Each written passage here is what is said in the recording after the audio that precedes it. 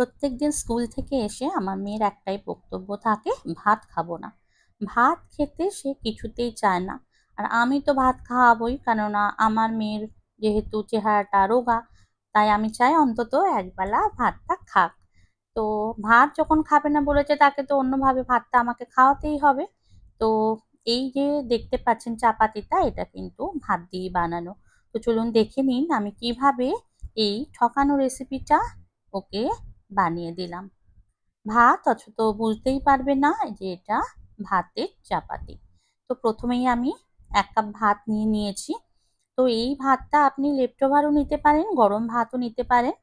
সঙ্গে রয়েছে টমেটো কুচি, ক্যাপসিকাম কুচি, আ পেঁয়াজ কুচি, গাজর কুচি। আরও ভেজিটেবল আপনি চাইলে অ্যাড করতে পারেন পছন্দের যেগুলো। আমি আদা কুচিয়ে নিচ্ছি, ধনেপাতা কুচিয়ে নিয়েছি, আর একটু কাঁচা লঙ্কা নিয়েছি।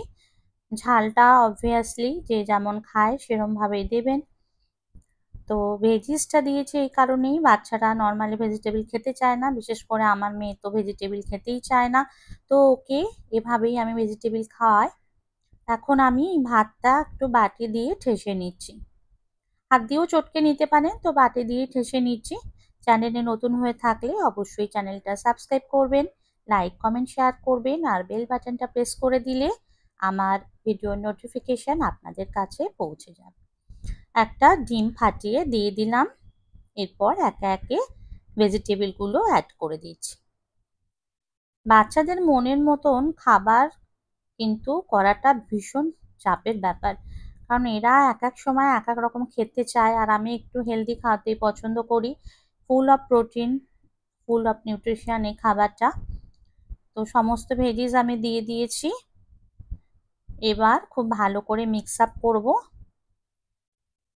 দিচ্ছি ধনেপাতা কুচি, আদা কুচি, আর কাঁচা লঙ্কা কুচি।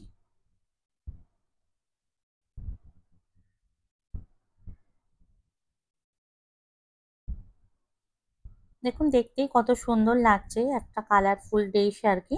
প্রয়োজন মতো নুন দিচ্ছি,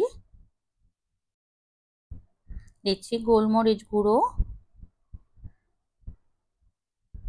ক্রাশড গোলমরিচের একটা কিন্তু আলাদাই স্বাদ থাকে। খুব ভালো করে একসাথে মিশিয়ে দিচ্ছি ডিমের সাথে।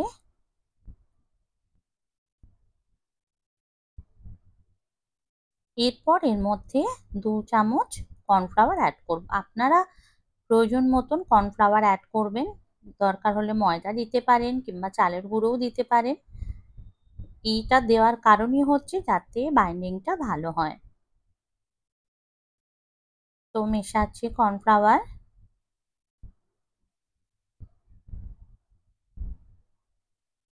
আবার মিশিয়ে দেবো ভালো করে।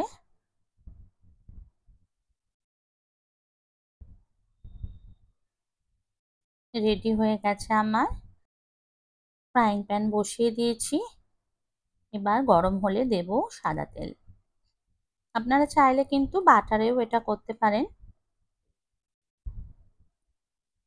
তবে আঁচটা কিন্তু একদম লোতে থাকবে, কখনোই কিন্তু হাই ফ্লেমে করা যাবে না। এবার এক হাতা তুলে প্যানের মধ্যে দিয়ে দিলাম, দিয়ে এটাকে হালকা হাতে প্রেস করে ছড়িয়ে দেবো। বেশি কিন্তু বড় করতে যাবেন না, তাহলে কিন্তু ফেটে যাবে, উল্টাতে পারবেন না। এবার কভার করে দিলাম। মিনিট 4-5 পরে এবার উল্টে দিচ্ছি। খুব সাবধানে উল্টাতে হবে। দেখতে পাচ্ছেন কত সুন্দর হয়েছে, আর কালারটা দেখুন জাস্ট। যখন এটা খাবেন তখন কিন্তু নিজেরাও বুঝতে পারবেন না যেটা ভাত দিয়ে তৈরি। অসাধারণ স্বাদের একটা রেসিপি ব্রেকফাস্টে সার্ভ করুন, লাঞ্চেও দিতে পারেন, বা বাচ্চারা স্কুল থেকে ফিরলে এটা সার্ভ করতে পারেন, এমনকি ডিনারেও কিন্তু দিতে পারেন। তো এভাবে আমি 4টে আমার চাপাতি রেডি করে নিয়েছি।